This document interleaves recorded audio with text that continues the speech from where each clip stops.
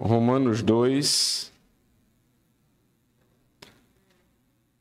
É a segunda parte da aula passada sobre lei natural.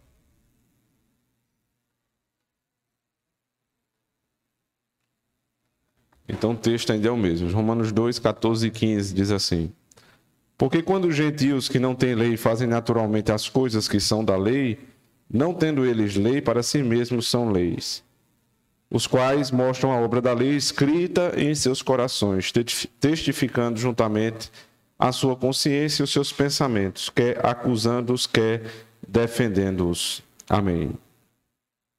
Os gentios que têm a lei gravada no seu coração. Vamos orar? Senhor, nós mais uma vez na Tua presença te agradecemos pela Tua palavra que nos foi lida.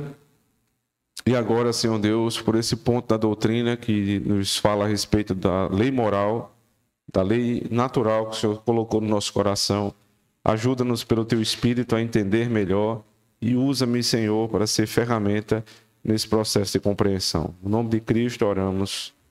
Amém. Obrigado. C.S. Lewis, no capítulo 2, que fala sobre as objeções da lei, ele vai trazer um exemplo para tentar ilustrar duas objeções, né? Mas antes disso, eu queria fazer uma revisão do que foi a primeira aula. No domingo passado, nós falamos sobre uma lei que rege todos os homens, né? E que não faz sentido pensar, viver sem reconhecer que existe essa lei. Nós, quando esperamos que uma outra pessoa se comporte de determinada forma, nós estamos aqui colocando uma lei que serve de padrão entre nós. Então, se alguém se aproxima de mim, me conhece e não fala comigo, eu fico chateado, porque o que se espera é que essa pessoa fale comigo, dado que existe uma lei de convivência entre os homens, que falar é o correto. Mas não somente isso. Quando eu estou numa conversa e eu não respeito o meu semelhante, né, eu profiro palavras que vão machucá-lo, a pessoa que é vítima, ela se sente injustiçada, porque existe uma lei entre nós que diz que nós não devemos desrespeitar o nosso próximo. Daí parte toda a argumentação de C.S. Lewis, mostrando que os homens têm uma lei que está acima de nós, né? Que existe uma lei, um padrão moral que nos rege. E que esse padrão moral não pode ser eu mesmo. Porque se cada um tiver sua própria lei, isso inviabiliza a convivência. Todo mundo tem uma lei distinta, como é que eu vou cobrar do outro uma lei que é minha? Então ele diz, é necessário que haja uma lei que está fora de nós, acima de nós, e é por meio desta lei que nós vamos cobrar uns aos outros como devemos conviver. Então isso é uma revisão bem simples, rápida, para que a gente possa entrar aqui nas objeções à chamada lei natural. Ele chama lei natural porque está na natureza do homem, mas isso não quer dizer que essa lei também não esteja positivada nos 10 mandamentos, né? O ponto dele é que até pessoas que não reconhecem os 10 mandamentos, elas também reconhecem essas leis morais, que não são distintas dos 10 mandamentos, mas elas não estão tão claramente expressas na convivência, mas ainda guardam alguns conceitos, né? Citamos na semana passada, por exemplo, não há uma cultura sequer, nem um povo em todas as épocas que não guardasse a vida, onde o não matarás não fosse uma ordem. Todas as culturas têm essa ordem, tiveram essa ordem. Mesmo aquelas como em algumas tribos indígenas, onde matar um filho que nasceu com um problema, uma deficiência física, é permitido. Isso é um absurdo, é verdade, mas mesmo estes não matam todos os seus filhos. Existe uma lei que guarda a vida e em casos excepcionais, onde eles entendem ser assim, é possível que seja morto aquele filho que tem uma deficiência. Mas, em linhas gerais, não matarás, continua de pé. Vimos isso também por meio da própria Escritura, quando José, na casa de Potifar, ele é assim, perseguido, acho que a palavra define melhor, ele foi perseguido pela mulher de Potifar que queria deitar-se com ele, não sendo ele o marido dela. E mesmo estando antes da lei, em Êxodo 20, ele diz: como cometeria esse grande pecado contra o meu Senhor? Então José sabia exatamente o não adulterarás antes do não adulterarás ter sido dado a Moisés. Como o contexto do livro Cristianismo Puro e Simples é uma sequência de palestras que o autor C.S. Lewis está dando no meio da guerra, né, no meio da Segunda Guerra Mundial. Ele foi convidado para falar na BBC de Londres.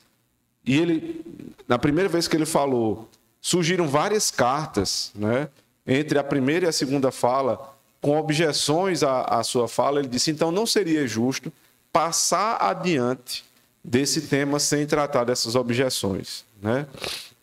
Eu vou ler as duas objeções e a gente vai tentar tratar cada uma delas, porque são as mesmas de hoje, né? As objeções da mente humana não mudam muito, elas geralmente são as mesmas. Quem tiver com o livro, página 36. Ele diz assim: algumas pessoas me escreveram dizendo, por exemplo, será que o que você chama da lei moral não seria simplesmente um instinto gregário? E será que ele não foi desenvolvido da mesma forma que todos os nossos outros instintos? Essa foi a carta, uma pergunta da carta, né? Será que o que você está chamando aí de lei moral, que faz o homem se proteger, na verdade não é um instinto de coletividade, de autoproteção? A sociedade desenvolve esses instintos para se proteger. Não seria isso? Não seria uma confusão? Aí ele diz: neste momento, não nego que possamos ter um instinto gregário, mas não é a isso que estou me referindo quando falo em lei moral. Todos nós sabemos como é ter um instinto despertado pelo amor materno, instinto sexual, ou instinto por comida. Significa possuir um forte anseio ou desejo de agir de determinada maneira. É claro que às vezes sentimos precisamente este tipo de desejo de ajudar outra pessoa. E sem dúvida esse desejo é decorrente do instinto gregário. Mas sentir o desejo de ajudar alguém é bem diferente de sentir que você tem obrigação de ajudar essa pessoa. Sentir o desejo é diferente de se sentir obrigado. Deixa eu tentar ilustrar com aquele caso que aconteceu há pouco tempo aqui no nosso meio. Quando Mariana se acidentou, né, ali pertinho aqui da igreja, muitas pessoas passaram por lá. Muitas pessoas até talvez passou no coração delas o desejo de ir lá. Rapaz, uma moça está sozinha, eu deveria parar e ajudar. Mas elas não se sentiram obrigadas. Se esse instinto gregário fosse algo coletivo de fato, universal, alguém tinha parado. Por que apenas os irmãos da igreja pararam? Alguém imagina o porquê?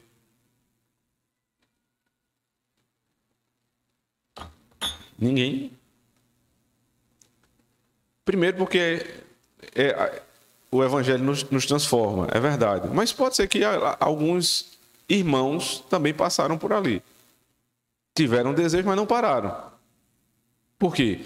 Não sentiram identificação com Mariana.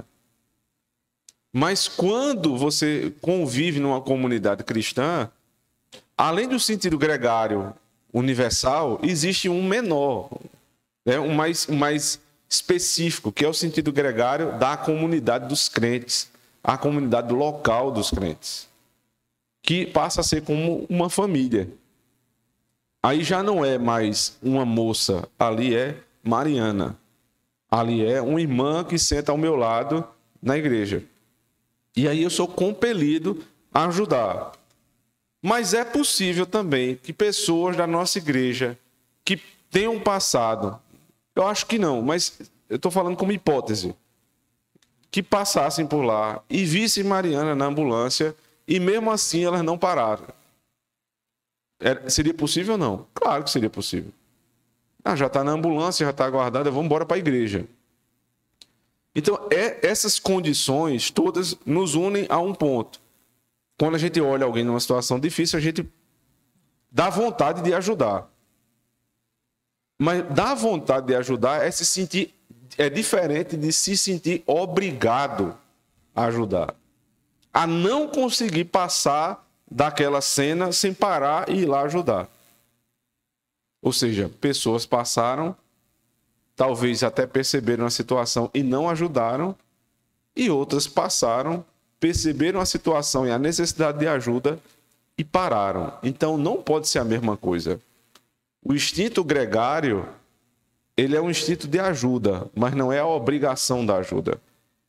A obrigação da ajuda é algo superior ao instinto gregário. Ele diz, é bem diferente de se sentir que você tem a obrigação de ajudar independentemente da sua vontade. Aí já não é mais vontade, é obrigação. É lei. Vontade você pode atender ou não. Obrigação você deve atender. Suponha que você ouça um grito por socorro de uma pessoa que está em perigo. Provavelmente você terá dois desejos. O de prestar ajuda por causa do seu instinto gregário e outro de manter-se fora do perigo.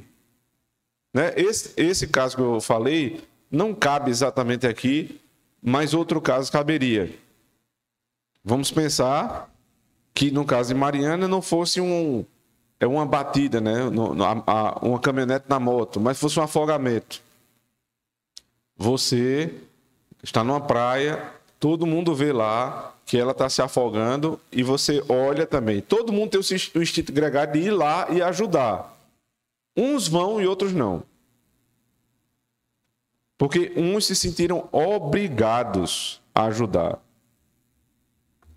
E mesmo um outro instinto dizendo não vá, porque você pode morrer também. Entre um instinto e outro instinto tem que ter alguma coisa que defina a sua ação. Você entende? Entre o instinto de autodefesa e o instinto de ajuda, não pode ser o próprio instinto que vai definir se você vai ou não vai. Mas uma outra coisa superior aos instintos. É o que ele aponta como lei moral, lei de Deus. Então, pessoas governadas por instintos baixos, pessoas governadas por desejos baixos, elas não tendem a agir de forma nobre, porque elas estão sendo governadas por desejos baixos. É por isso que homens baixos se aproveitam de mulheres carentes. A desgraça está quando você encontra uma mulher que, pela sua carência, está com muito desejo de se casar, que é um desejo nobre, o que é um desejo justo, mas ela está sendo governada por esse desejo e não por outro desejo que é glorificar a Deus. Entre um e outro, o que é que te governa? Um outro exemplo é: eu quero dar conforto à minha família. Esse é um desejo justo.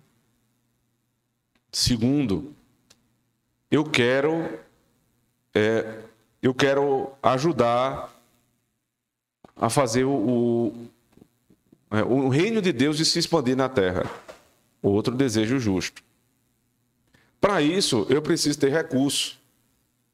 Né? Então, existe dois desejos, existe uma condição.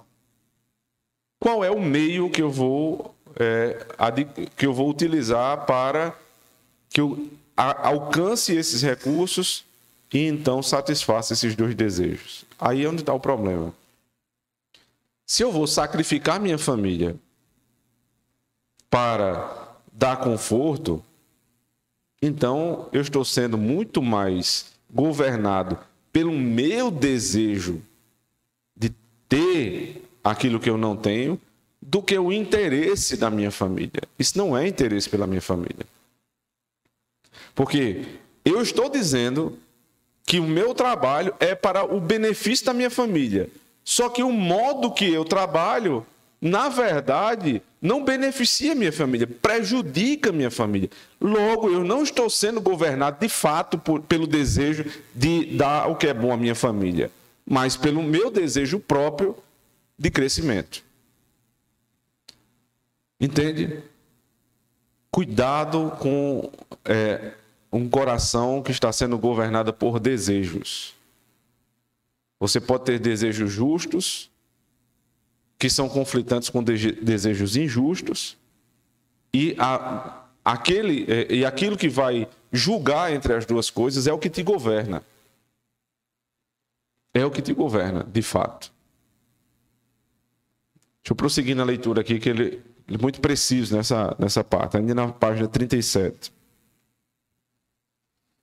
Ele diz: provavelmente você terá dois desejos, de prestar ajuda e o outro de manter-se fora do perigo. Mas encontrará dentro de si, além desses dois impulsos, uma terceira coisa que lhe diz que você deve seguir o impulso de ajudar e suprimir o impulso de fugir. Agora, essa coisa que faz você julgar entre dois instintos e que decide qual dos dois deve ser encorajado, não pode ser nenhum deles propriamente dito. O que te faz julgar duas coisas não é a própria coisa, é outra coisa. Da mesma forma, você poderia dizer que a partitura musical, que lhe diz em dado momento que deve tocar uma nota no piano e não outra, equivale a uma das duas notas do teclado. A lei moral nos diz qual é o tom que devemos tocar, ao passo que nossos instintos não passam de teclas. Não existe nota errada. Existe uma nota errada no tempo errado. O dó não é errado. O ré não é errado em si. Como dar conforto à família, como satisfazer desejos sexuais, como enriquecer, como descansar, em si mesmo não são coisas boas ou ruins. Na verdade, são boas. Mas são teclas. Assim como na música, as notas não são ruins, mas podem soar mal no tempo errado, assim também é a nossa vida. Se você toca a tecla errada na hora errada, você peca, meu irmão. Você peca. Mais uma vez, o ter desejo sexual por uma mulher é uma tecla boa. Mas se não é tua esposa, se você não é casado com ela, ou não é ainda, não pode. Porque é naquela música que o cara, eita, errei uma nota. A nota não tem nada a ver com a música. A nota não fez mal nenhum, foi você que teclou errado. O que me faz julgar a nota é a partitura. A tua partitura é a lei de Deus. Ele te deu várias teclas para você utilizar. Mas você não vai sair utilizando aí. Né? Não tem coisa mais horrível do mundo do que uma pessoa que não sabe tocar um instrumento e tentar pegá-lo. Né? Eu sei disso assim, com muita propriedade. E não me lembro quem foi que teve essa maravilhosa ideia de dar uma flauta à Evinha. Né? É melhor nem saber, para não ter raiva. Né? Mas ela pega aquela flauta, meu amigo. Ela arrocha naquela flauta, assim, negócio de 10 minutos. Não é brincadeira, não. O que ela está tocando não é errado. A nota que ela está tocando não é errado. É porque não sabe organizar as notas. E aí fica feio, né? É irritante ao ouvido. Você deixa para ela tomar gosto ali. A gente tem que ter paciência, incentivar, inclusive dizer, tá, que lindo. Não é uma confusão. Na verdade, é uma bagunça musical. Mas aí, no tempo devido, nós pretendemos fazer com que ela aprenda música, que ela desenvolva isso. Então, eu não posso reprimir isso nela. Tem que deixar. Agora é feio, mas as notas não são feias. Elas estão dispostas de uma maneira que é feia. E até pessoas que não entendem bem de música, como eu, percebem isso. Aí está na tecla errada. Então, nós vamos organizar as coisas. E a partitura que vai fazer essa organização não é o que eu penso. Porque essa é a defesa dos que estão dizendo aqui, né? Você não tá confundindo isso aí com o instinto gregário. Mas se for só instinto gregário, meu filho, uma cultura pode ter um instinto gregário e outra cultura pode ter outra. E aí, como é que a gente vai decidir qual é a certa e qual é a errada? Existem culturas ruins? Sim. Existem culturas boas? Sim. Umas são melhores do que as outras. E todo mundo faz esse tipo de avaliação. Todo mundo faz. Uma cultura que mata os seus filhos porque nasceram com deficiência é uma cultura corrompida pelo pecado. E quem diz isso? A Escritura. Não é o instinto gregário, é a Escritura. Continuando, ele diz: outra forma de se reconhecer que lei moral não se reduz a um dos nossos instintos é a seguinte: sempre que dois instintos estão em conflito e não há nada na mente de uma criatura além disso, obviamente o mais forte dos dois prevalecerá. Todavia, nos momentos em que estamos mais conscientes da lei moral, normalmente parece que ela recomenda que optemos pelo lado mais fraco dos dois impulsos. Você provavelmente deseja ficar em segurança mais do que deseja ajudar uma pessoa que esteja se afogando. Mas a lei moral lhe diz para ajudá-la a si mesmo. E certamente muitas vezes nos diz para tentar tornar o impulso certo mais forte do que era naturalmente. Então, por que algumas pessoas, que teriam uma capacidade de ajudar alguém se afogando, sabem, que existe está militando ali no coração dele o instinto de ajudar e o instinto de proteção, e umas sucumbem o instinto de proteção para ajudar e outras sucumbem o instinto de ajuda e não de proteção? O que é que vocês acham?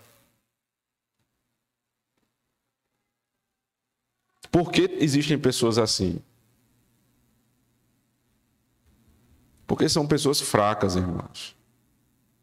Nós não somos fortes quando está tudo bem, não. Nós somos fortes quando nós somos provados. Aí a gente sabe se a gente é forte ou não.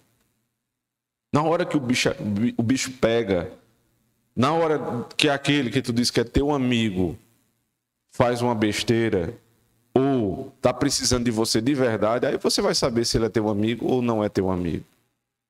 Ou você vai saber se você é amigo dele ou não. Porque quando todo mundo está fazendo tudo lindo e maravilhoso, é muito fácil ser amigo. É muito fácil conviver bem com quem é agradável. Mas a amizade é provada pelo fogo, não pela água. A amizade é provada pelo fogo. E aí a ideia de água aqui, de afogamento, seria o fogo. Se você não se pretende até morrer por alguém que você ama, você não ama de verdade. Amor não é sentimento, amor é sacrifício. Se você nunca se sacrificou pela pessoa que você diz que ama, é porque você nunca amou. Esse pensamento de um homem pela sua mulher, de usá-la, é porque demonstra que ele não a ama.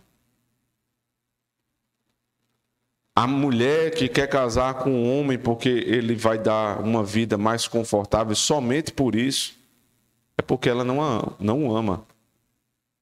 Se o amasse, não seria assim. Indo mais adiante, agora na página 38, ele diz: aquilo que lhe diz, seu instinto gregário está adormecido, desperte-o, isso não pode ser seu instinto gregário. O que lhe diz qual nota do piano você deve tocar mais alto, não pode ser a própria nota do piano. Entende? Se você está entre dois instintos, o de se salvaguardar e o de ajudar, a coisa que vai lhe impelir a uma ou outra não pode ser o teu próprio instinto, nem um instinto gregário. Tem que ser uma coisa superior. Aqui vai a terceira forma de reconhecê-la. Se a lei moral fosse um dos nossos instintos, teríamos de estar em condições de apontar algum dos impulsos dentro de nós que sempre pudéssemos chamar de bom, que sempre estivesse de acordo com a regra de comportamento correto. Mas não estamos, pois não há entre os nossos impulsos nenhum que a lei moral já não tenha mandado suprimir, nenhum que ela já não tenha nos dito para encorajar. É um erro achar que alguns de nossos impulsos, por exemplo, o amor materno ou o patriotismo, sejam bons e outros, como o sexo ou o instinto de luta, sejam ruins. Tudo o que estamos dizendo é que as ocasiões em que o instinto de luta ou de desejo sexual precisam ser reprimidos são mais frequentes do que aquelas de restrição de amor materno ou de patriotismo. Essa parte aqui eu já expliquei. Então, a primeira objeção é essa, né? Na carta que mandaram para Lewis. Você não está confundindo lei moral com instinto gregário? Ele diz, não. Porque os instintos não julgam instintos.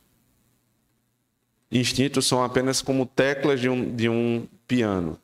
O que julga os instintos é algo superior, assim como o que te faz tocar cada tecla é superior, é a partitura.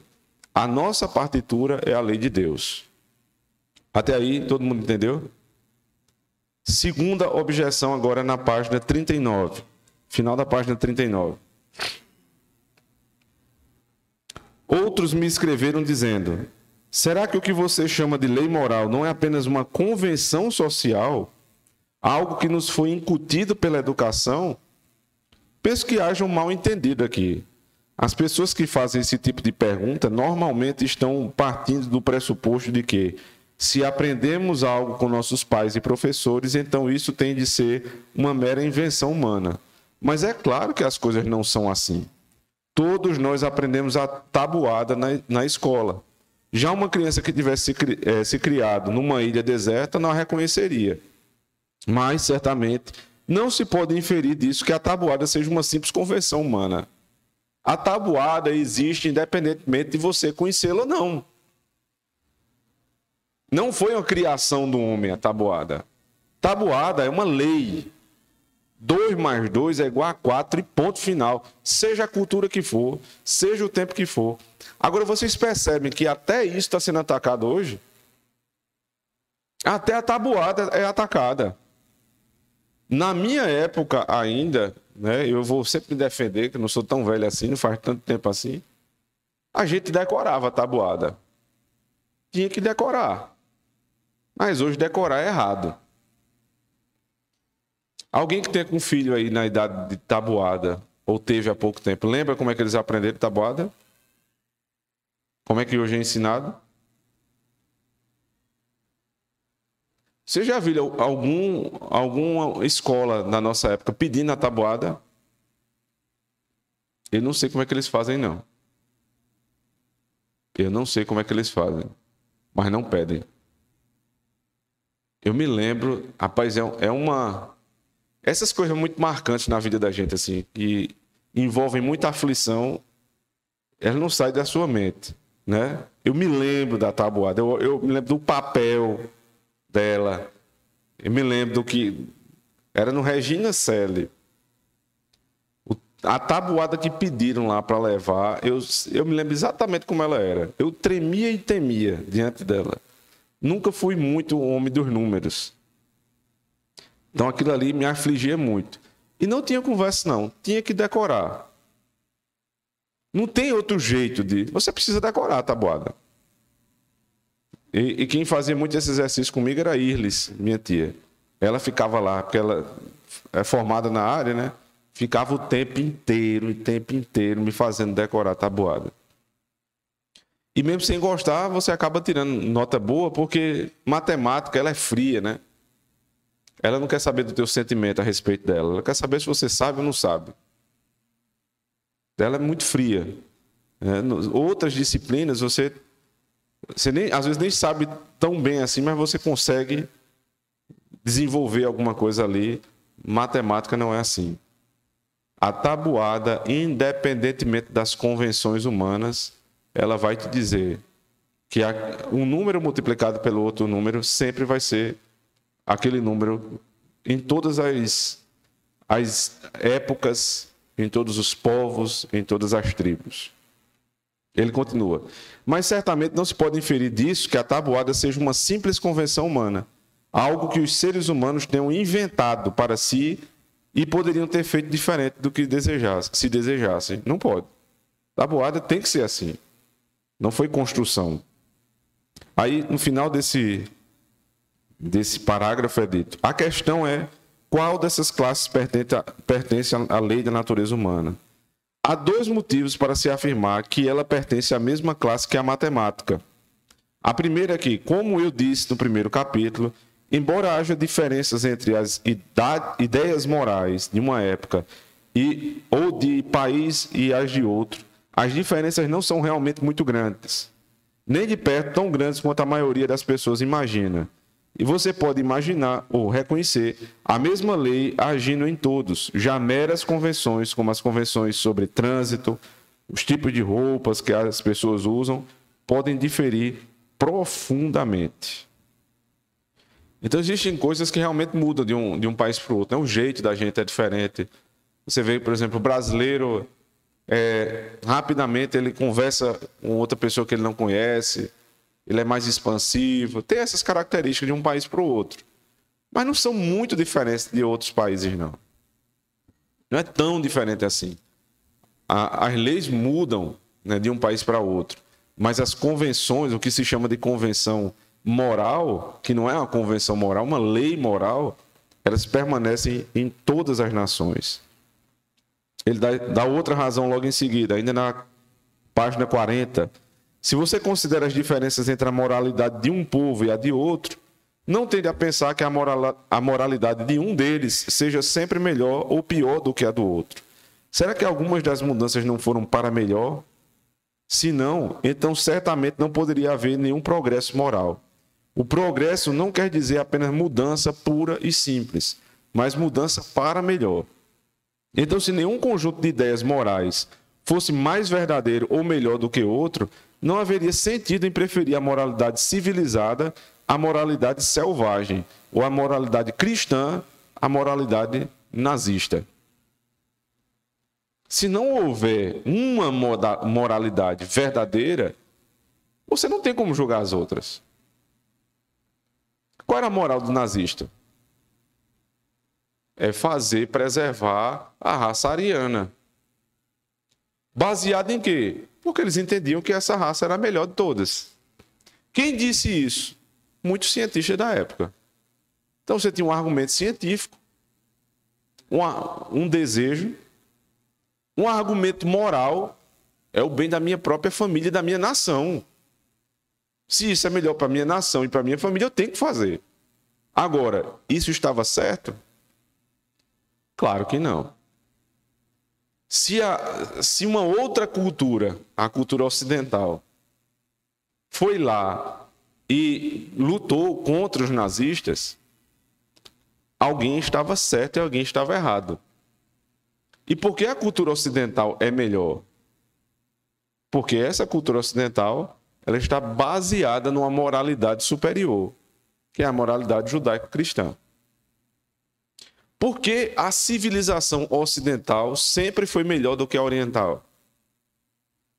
Ou não? Ou não é? O que é que vocês acham? Vocês estão falando muito hoje, né? A verdade é que a nossa cultura ocidental sempre foi melhor. Nós estamos perdendo ela agora. E por que nós estamos perdendo?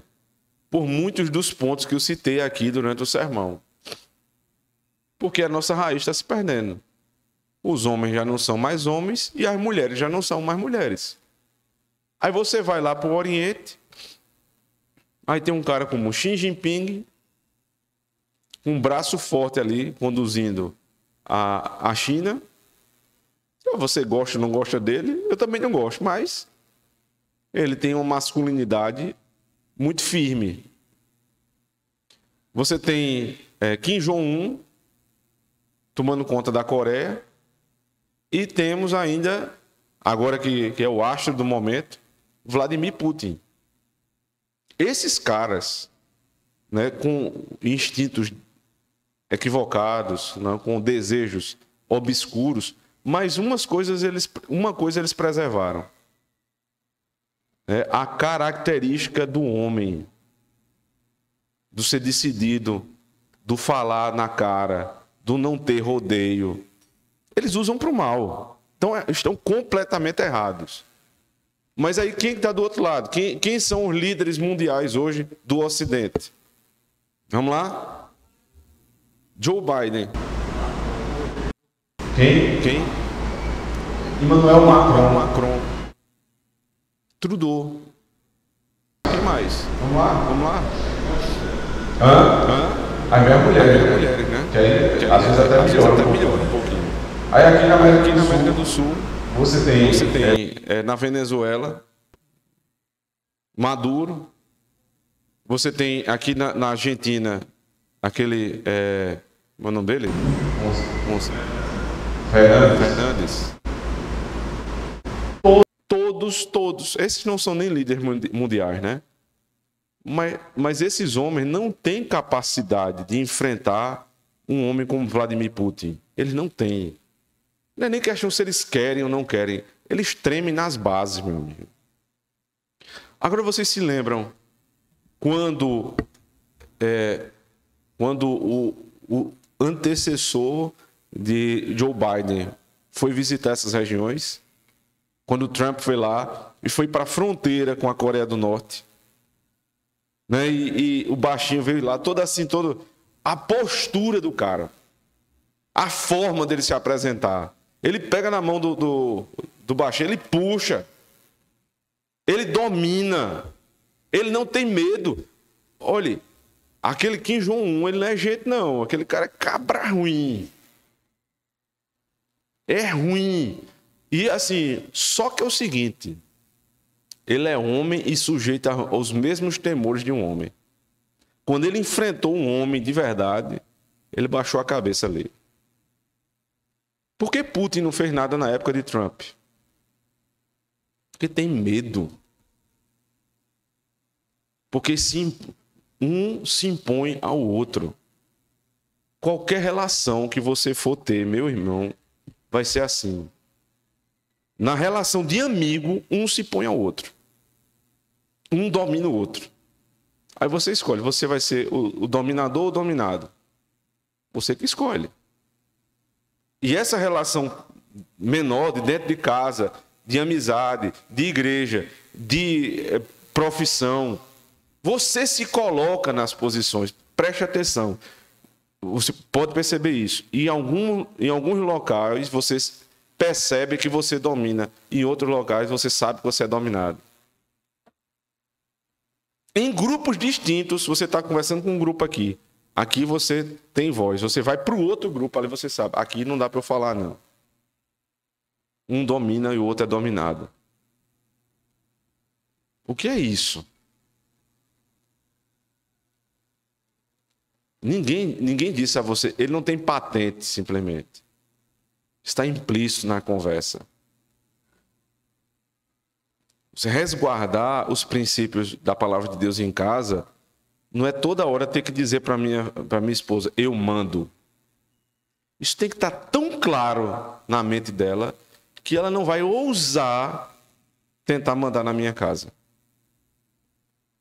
Isso tem que ficar claro. Tua postura, tua forma de agir, a forma de você pensar, forma de você governar a sua casa, não pode dar nem 1 milímetro de espaço para a tua mulher, para o teu filho mandar. Porque é dessa estrutura de casa que você perdeu a autoridade, que você vai perder na igreja, que você vai perder no trabalho, até chegar um cara como Joe Biden, como Trudeau, como Macron. Mocinhas. Que na frente de Vladimir Putin ele dá risada. Eu fico pensando, sabe? Às vezes eu fico pensando, como é que Putin, quando terminou uma reunião com esses caras, como é que ele... Eu acho que ele vai para um quarto, ele morre de rir. Ele dá risada desse povo. E aí percebam que numa conversa que ele teve eu tá para ter aí com o presidente da Ucrânia, esse presidente da Ucrânia tem muita coisa esquisita nele, né? Ele é ex-comediante, me disseram que é até homossexual, mas ele tem tido hombridade. Sabe por quê? Porque a cultura dele não é de fugir, não. A cultura daqueles homens ali é de enfrentar. Vejam o que a Ucrânia está fazendo para resistir a um exército como o exército russo. Não é fácil, não. Por que eles estão resistindo? Porque ainda foi preservado naquela cultura ali sentimento de patriotismo, de amor pela sua terra, sentimento de proteção da sua família.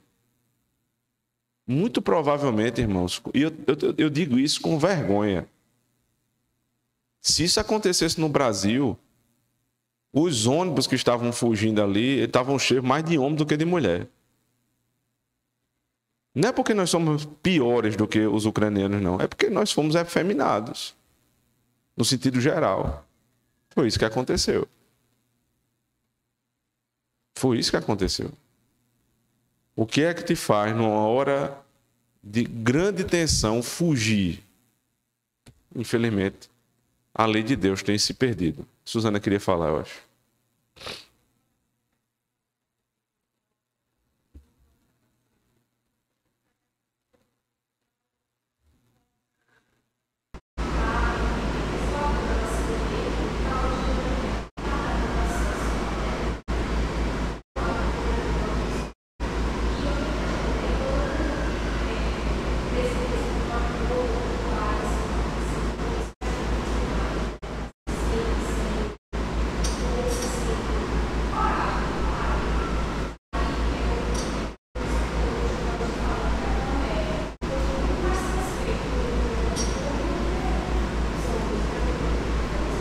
Irmãos, vocês precisam sempre ler. Sempre ler quando acontecem essas coisas. Isaías capítulo 3. Sempre, sempre. Abram aí, por favor. A gente vai terminar agora. Para ilustrar o que Suzana estava dizendo. Angela Merkel impõe mais respeito do que todos os grandes líderes da nossa época no Ocidente.